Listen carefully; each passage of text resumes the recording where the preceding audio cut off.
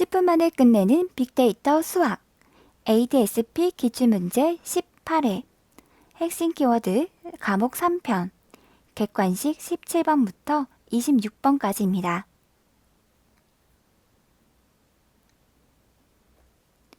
이번 강의의 핵심 키워드는 핵의 모형의 변수 선택법, 주성분 분석, R 명령어, 계층적 군집, 더빈 왓슨 테스트, 상관 분석, 분석 과제의 주요 5가지 특성, 주요 관리 영역, 연관 분석 및 연관 규칙, 자료형 데이터 구조 변환, 의사결정나무 모형, 데이터 프레임입니다. 수업 끝까지 함께 공부해주세요. ADSP 기출문제 객관식 17번 핵의 모형의 변수 선택법으로 부적절한 것은? 정답은 4번 주성분 분석이었습니다. 변수 선택법은 모든 가능한 독립 변수들의 조합에 대한 핵의 모형을 분석해 가장 적합한 모형을 선택하는 것입니다. 첫 번째로 전진 선택법은 절편만 있는 상수 모형으로부터 시작해 중요하다고 생각되는 설명 변수부터 차례로 모형에 추가합니다. 추가할 수 있는 후보가 되는 설명 변수 중 모형에 추가했을 때 제곱의 합을 기준으로 가장 설명을 잘하는 변수를 고려하여 그 변수가 유의하면 추가하고 그렇지 않은 경우는 추가를 멈추게 됩니다. 전진 선택법의 특징으로는 이해하기 쉬우며 많은 변수에서 활용 가능합니다. 하지만 변수 값의 작은 변동에 결과가 달라져 안전성은 부족합니다. 두 번째로는 후진 제거법입니다. 독립 변수 후보 모두를 포함한 모형에서 출발해 제곱합의 기준으로 가장 적은 영향을 주는 변수부터 하나씩 제거하면서 더 이상 유의하지 않은 변수가 없을 때까지 설명 변수들을 제거하고 이때의 모형을 선택합니다. 후진 제거법의 특징으로는 전체 변수들의 정보를 이용 가능합니다. 하지만 변수가 많은 경우 활용이 어려우며 안전성 또한 부족합니다. 세 번째로는 단계별 반법입니다. 전진 선택법에 의해 변수가 추가되면서 새롭게 추가된 변수의 기인에 기존 변수가 그 중요도가 약화되면 해당 변수를 제거하는 등 단계별로 추가 또는 삭제되는 변수를 검토해 더 이상 없을 때 중단하게 되는 방법입니다. 주성분 분석은 상관관계가 있는 고차원 자료를 자료의 변동을 최대한 보존하는 저차원 자료로 변환시키는 방법으로 자료의 차원을 축약시키는 데 주로 사용합니다.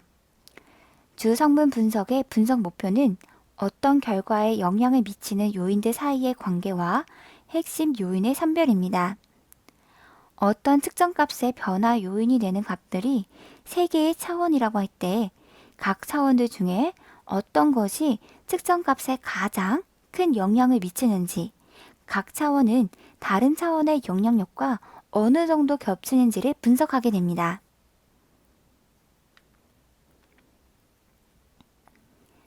ADSP 기출문제와 관련된 변형 문항을 함께 풀이해 보도록 하겠습니다.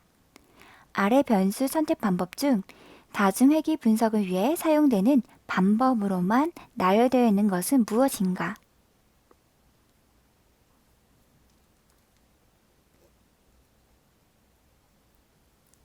정답은 3번 전진 선택법, 후진 제거법, 단계적 방법이었습니다.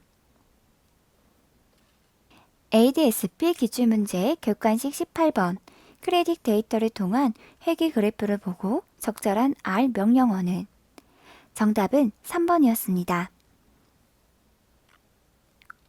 무료 소프트웨어이면서 고차원적인 계산이 가능하며 통계 분석과 시각화에 최적화된 환경을 통해 단순한 계산부터 복잡한 통계 기법까지를 폭넓게 다룰 수 있는 R의 명령어는 먼저 RM 종속변수 설명변수, 데이터셋은 사용할 분석 방법은 회귀 분석인 것을 인지시켜 줍니다. 디렉션 이퀄 변수 선택 방법은 선택 가능한 옵션은 forward, backward, reverse가 있습니다. 스컴 이퀄 리스트, 스컴은 분석할 때 고려할 변수의 범위를 정합니다. 변수 선택 과정에서 설정할 수 있는 가장 큰 모형 혹은 가장 작은 모형을 설정합니다. 스컴이 없을 경우에는 전지선택법에서는 현재 선택한 모형을 가장 큰 모형으로 하며 후진소거법에서는 상수항만 있는 모형을 가장 작은 모형으로 설정합니다. ADSP 기출문제 객관식 19번 거리 활용한 유사도 측도에 대한 설명으로 부적절한 것은? 정답은 4번 마할라 노비스였습니다. 계층적 군집에서 거리는 군집 분석에서는 관측 데이터 간의 유사성이나 근접성을 측정해 어느 군집으로 묶을 수 있는지 판단해야 합니다.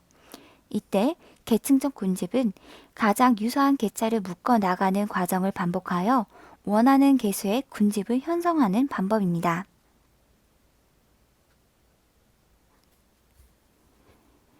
계층적 군집은 두 개체 간의 거리에 기반하여 군림을 형성해 나가므로 거리에 대한 정의가 필요합니다. 모든 변수가 연속형인 경우에는 다음과 같은 다양한 거리가 사용할 수 있습니다. 이 가운데 유클리드 거리, 맨하튼 거리, 민코스키 거리는 수학적 거리로 생각할 수 있으며 표준화 거리와 마할라 노비스 거리는 통계적 거리로 생각할 수 있습니다. 표준화 거리는 변수의 측정 단위를 표준화한 거리이며 마할라 노비스 거리는 변수의 표준화와 함께 변수 간의 상관성을 동시에 고려한 통계적 거리로 생각할 수 있습니다. 수학적 거리인 유클리드 거리, 맨하튼 거리, 민코스키 거리와 통계적 거리인 표준화 거리, 마할라 노비스 거리의 식은 다음과 같습니다.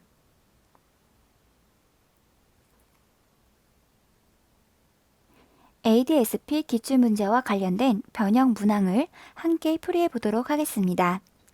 군집 분석에서는 관측값들이 서로 얼마나 유사한지 또는 유사하지 않은지를 측정할 수 있는 측도가 필요하며 보통 그 측도로 데이터 간의 거리를 이용할 수 있습니다. 변수들이 연속형인 경우 사용할 수 있는 측도 중 데이터에 이상치가 존재한다고 여겨지고 그것들을 제거할 수 없는 경우에 사용할 수 있는 로버스트한 측도는 무엇인가? 정답은 3번 맨하튼 거리입니다. 거리 측도로는 유클리드 거리를 가장 널리 사용하지만 관측 단위의 영향을 없애기 위한 표준화 거리가 일반적인 해법입니다. 변수들 간에 상관관계가 있다고 판단될 때에는 마할라 노비스 거리를 사용하게 됩니다.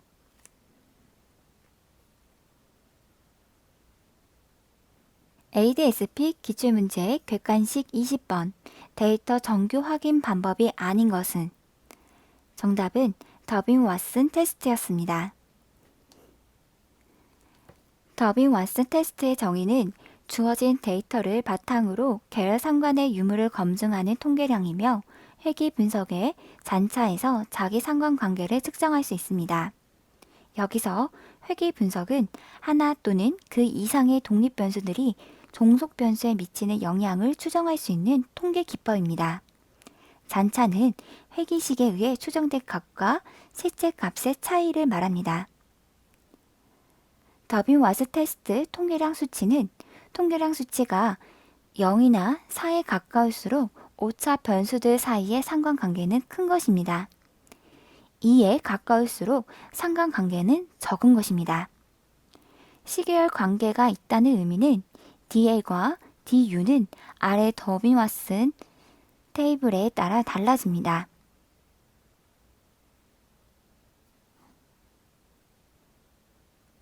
ADSP 기출문제와 관련된 변형 문항을 함께 풀이해 보도록 하겠습니다. 아래 함수를 사용하여 회계 모형을 적합한 오브젝트인 모델을 사용하여 오차의 자기상관 여부를 확인하기 위한 더빈 왓슨 검정 결과이다. 이에 대한 설명으로 다음 중 가장 부적절한 것은?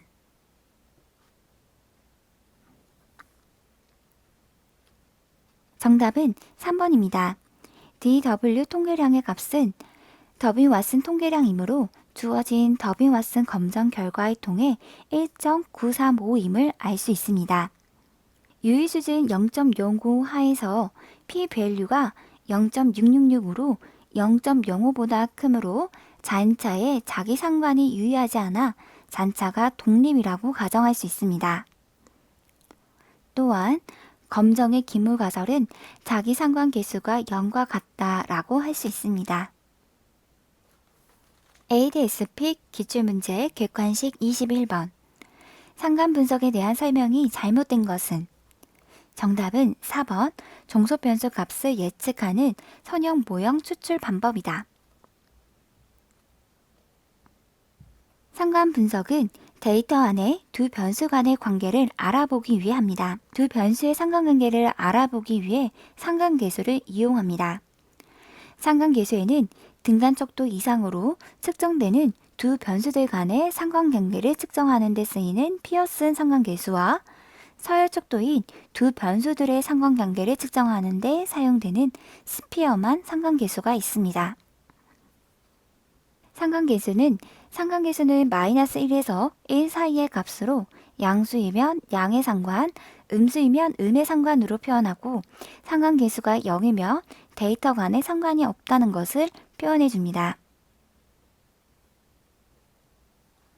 상관관계 그래프와 같이 상관계수가 양수일 때는 x가 증가할 때 y도 증가하는 경향을 보이고 음수일 때는 x가 증가할 때 y가 감소하는 경향을 보입니다.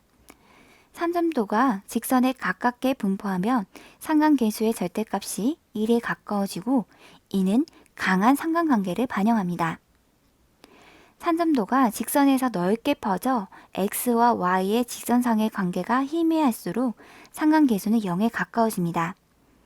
상관계수가 0인 경우에는 세 번째 그래프의 모양처럼 x의 변동에 따라 y의 값이 변화가 없게 됩니다.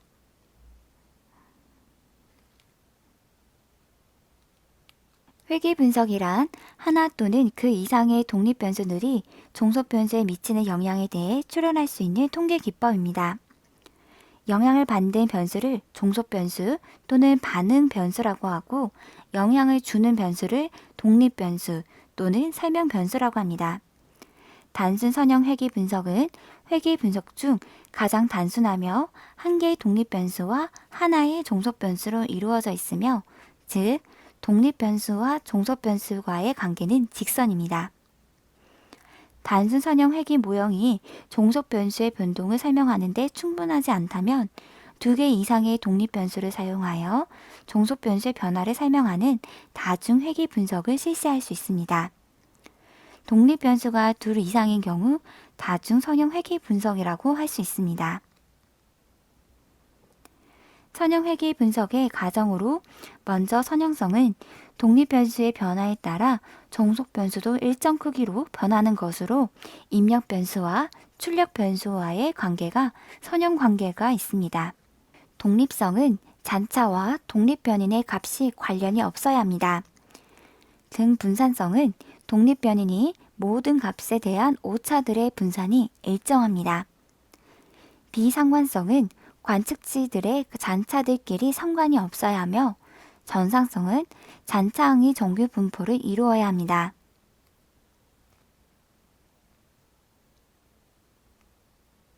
ADS-P 기출문제와 관련된 변형 문항을 함께 풀이해보도록 하겠습니다. 상관 분석의 결과로 유의 확률이 0.03이라는 정보를 얻었다. 다음 중 도출 가능한 가장 적절한 해석은 무엇인가?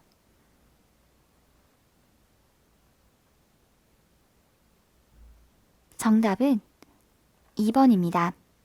상관 분석은 두 변수 간의 관계를 알아보기 위한 것으로 상관계수가 1에 가까울수록 양의 상관관계를 갖고 마이너스 1에 가까울수록 음의 상관관계를 갖게 됩니다.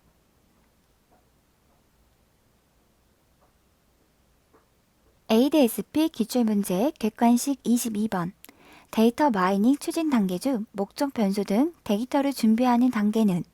정답은 데이터 가공입니다. 데이터 마이닝은 거대한 양의 데이터 속에서 쉽게 드러나지 않은 유용한 정보를 찾아내는 과정으로 의미 있는 패턴을 파악하거나 예측하여 의사결정에 활용하는 방법입니다. 통계 분석과 데이터 마이닝의 차이점은 통계 분석은 가설이나 가정에 따른 분석이나 검증을 하지만 데이터 마이닝은 다양한 수리 알고리즘을 이용해 데이터베이스의 데이터로부터 의미 있는 정보를 찾아내는 방법을 통칭합니다. 데이터 마이닝 추진 단계는 목적 설정, 데이터 준비, 데이터 가공, 데이터 마이닝 기법의 적용, 검증 단계로 이루어집니다. 먼저 목적 설정은 데이터 마이닝을 통해 무엇을 왜 하는지 명확한 목적을 설정합니다. 전문가가 참여해 목적에 따라 사용할 모델과 필요한 데이터를 정의합니다. 두 번째로 데이터 준비는 고객 정보와 거래 정보, 상품 마스터 정보 등 데이터 마이닝 수행에 필요한 데이터를 수집하는 단계입니다. IT 부서와 사전에 협의하고 일정을 조율하여 데이터 접근 부하에 유의하여야 합니다. 필요시 다른 서버를 저장하여 운영에 지장이 없도록 데이터를 준비합니다. 데이터 정제를 통해 데이터 품질을 보장하고 필요시 보강 작업을 거쳐 충분한 양의 데이터를 확보합니다. 세 번째 단계는 데이터 가공입니다. 모델링 목적에 따라 목적 변수를 정의합니다. 필요한 데이터를 데이터 마이닝 소프트웨어에 적용할 수 있는 형식으로 가공합니다. 네 번째 단계는 데이터 마이닝 기법의 적용입니다.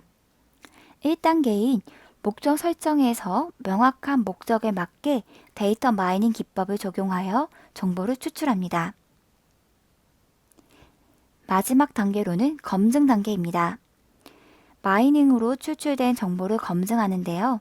이때 테스트 마케팅과 과거 데이터를 활용하여 최적의 모델을 선정합니다. 검증 완료 후 IT 부서와 협의해 상시 데이터 마이닝 결과를 업무에 적용하고 보고서를 작성하여 추가 수익과 투자 대비 성과 등을 기대 효과를 알릴 수 있습니다. ADSP 기출문제와 관련된 변형 문항을 함께 풀이해 보도록 하겠습니다. 다음 중 데이터 마이닝 추진 단계는 목적 설정, 데이터 준비, 가공, 검증, 가에 들어가는 단계 설명으로 적절한 것은? 정답은 2번입니다. 가에 들어가는 단계는 데이터 마이닝 기법의 적용입니다. 앞 단계를 거쳐 준비한 데이터와 데이터 마이닝 소프트웨어를 활용해 목적에 맞는 정보를 추출하는 단계입니다. ADSP 기출문제 객관식 23번 연관규칙의 향상도의 설명이 적절한 것은? 정답은 4번. 향상도가 1보다 크면 결과가 우수하다. 연관 분석은 기업의 데이터베이스의 상품의 구매, 서비스 등의 일련의 거래 또는 사건들 간의 규칙을 발견하기 위한 분석입니다. 연관 분석의 종류로는 장바구니 분석, 순차 분석이 있습니다. 장바구니 분석은 커피 머신을 사러 온 사람은 커피 캡슐도 함께 산다. 즉, 장바구니에 무엇이 들어있는지를 분석하는 것입니다. 순차 분석은 세탁기를 새로 구매한 고객은 한 달 내에 건조기를 구매한다. 즉, 구매 이력을 분석해서 A 품목을 산 후 추가 B 품목을 사는지 분석하는 방법입니다. 연관규칙이란 항목들 간의 조건, 결과식으로 표현되는 유용한 패턴을 말합니다. 연관규칙을 이용할 수 있는 데이터는 판매 시점에서 기록된 거래와 품목에 관한 정보를 담고 있어야 합니다. 데이터는 특정 고객들이 누구인지에 대한 구분이나 성별, 나이 등의 인구 통계학적인 자료를 비롯한 기타 정보를 필요하지 않습니다. 도출된 모든 규칙이 유의미한지를 확인해야 하며 도출된 연관규칙이 얼마나 유의미한지 평가하기 위한 몇 가지 특정 지표는 다음과 같습니다. 먼저 지지도는 전체 거래 중에서 품목 A, B가 동시에 포함되는 거래의 비율입니다. 전체 거래 중 품목 A와 B를 동시에 포함하는 거래가 어느 정도인지 나타내주며 전체 구매 경향을 파악할 수 있습니다. 그만큼 많고 같이 판매되고 있다는 뜻으로 연관규칙이 나왔을 때 적용성이 있는지를 판단할 수 있고 불필요한 분석을 대폭 줄일 수 있습니다. 따라서 지지도는 전체 거래수 분의 A와 B가 동시에 포함되는 거래수로 구할 수 있습니다. 신뢰도는 품목 A가 포함된 거래 중에서 품목 A, B를 동시에 포함하는 거래일 확률은 어느 정도인가를 나타내주며 연관성의 정도를 파악할 수 있습니다. 신뢰도는 A를 포함하는 거래수 분의 A와 B가 동시에 포함된 거래수로 구할 수 있습니다. 향상도는 품목 B를 구매한 고객 대비 품목 A를 구매한 후 품목 B를 구매하는 고객에 대한 확률을 의미합니다. 향상도는 A를 포함하는 거래수 곱하기 B를 포함하는 거래수 분의 A와 B를 포함하는 거래수로 구할 수 있습니다. 향상도가 1이면 두 품목 간의 연관성이 없는 서로 독립적인 관계이고 1보다 작으면 서로 음의 관계로 품목 A와 품목 B는 연관성이 없다라고 할 수 있습니다. 그리고 향상도가 1보다 크면 서로 양의 관계로 품목 B를 구매할 확률보다 품목 A를 구매한 후 품목 B를 구매할 확률이 더 높다는 것을 의미합니다. 즉, 품목 A, B의 연관성이 매우 높음을 의미합니다. ADS-P 기출문제와 관련된 변형 문항을 함께 풀어보도록 하겠습니다. 연관성 분석에 품목 A와 B가 거래되었다고 가정하자.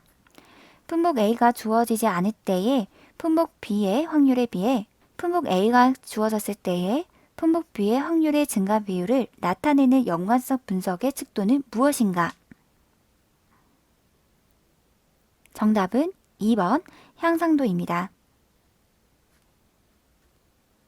ADS-P 기출문제 객관식 24번 R 데이터의 저장 형식 내용으로 부적절한 것은?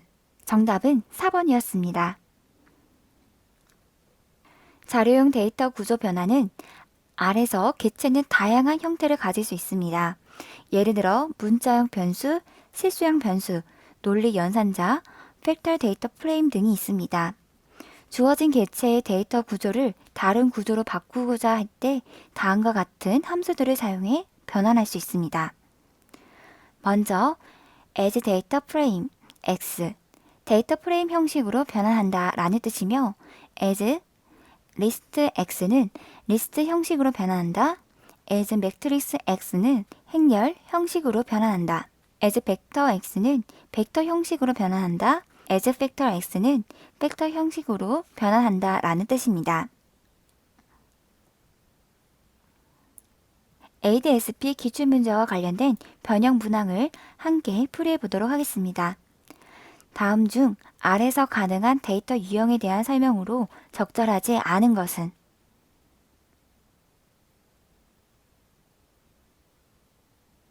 정답은 1번입니다. 데이터 프레임은 숫자형과 문자형 벡터를 동시에 변수로 포함할 수 있습니다.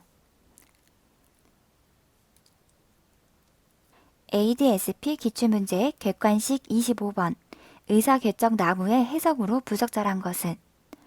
정답은 뿌리 마디에서 아래로 내려갈수록 각 마디에서의 불순도는 점차 증가한다 라는 것이었습니다.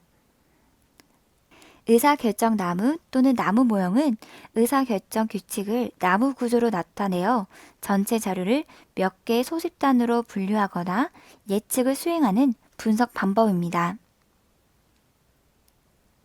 의사결정 나무의 구조를 살펴보도록 하겠습니다. 먼저 뿌리 마디는 맨 위의 마디로 분류 대상이 되는 모든 자료 집단을 포함합니다. 부모 마디는 주어진 마디의 상위 마디이며 자식 마디는 하나의 마디로부터 분리되어 나간 2개 이상의 마디를 말합니다. 최종 마디는 끝 마디로서 자식 마디가 없는 마디이며 더 이상 분기되지 않는 마디를 말합니다. 중간 마디는 부모 마디와 자식 마디가 모두 있는 마디입니다. 가지는 뿌리 마디로부터 끝 마디까지 연결된 마디들을 말하며 깊이는 뿌리 마디부터 끝 마디까지의 중간 마디들의 수입니다. 가지 분할은 나무의 가지를 생성하는 과정이며 가지치기는 생성된 가지를 잘라내어 모형을 단순화하는 과정입니다. 의사결정 나무의 활용은 먼저 세분화, 데이터를 비슷한 특성을 갖는 몇 개의 그룹으로 분할해 그룹별 특성을 발견할 수 있습니다. 분류는 관측 개체를 여러 예측 변수들에 근거해 목표 변수의 범주를 몇 개의 등급으로 분류하고자 하는 경우입니다. 예측은 자료에서 규칙을 찾아내고 이를 이용해 미래의 사건을 예측하고자 하는 경우입니다. 의사결정 분석의 분석 단계는 성장 단계, 가지치기 단계, 타당성 평가의 단계, 그리고 마지막으로 해석 및 예측 단계로 이루어져 있습니다. 차원 축소 및 변수 선택은 매우 많은 수의 예측 변수들을 결합해 목표 변수에 작용하여 파악하고자 하는 경우입니다.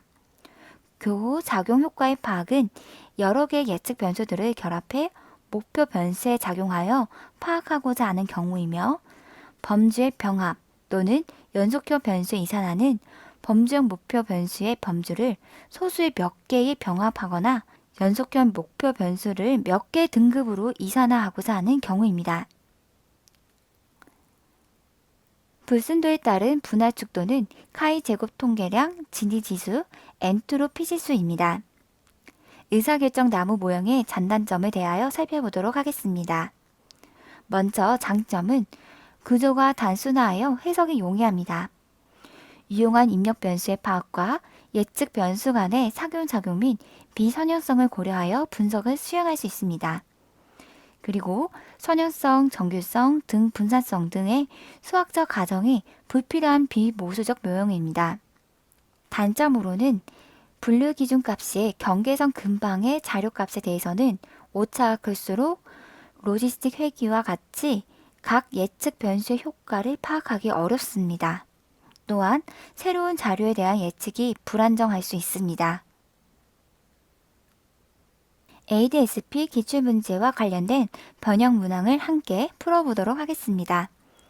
다음 중 의사결정 나무 모형의 특징으로 가장 부적절한 것은? 정답은 3번입니다.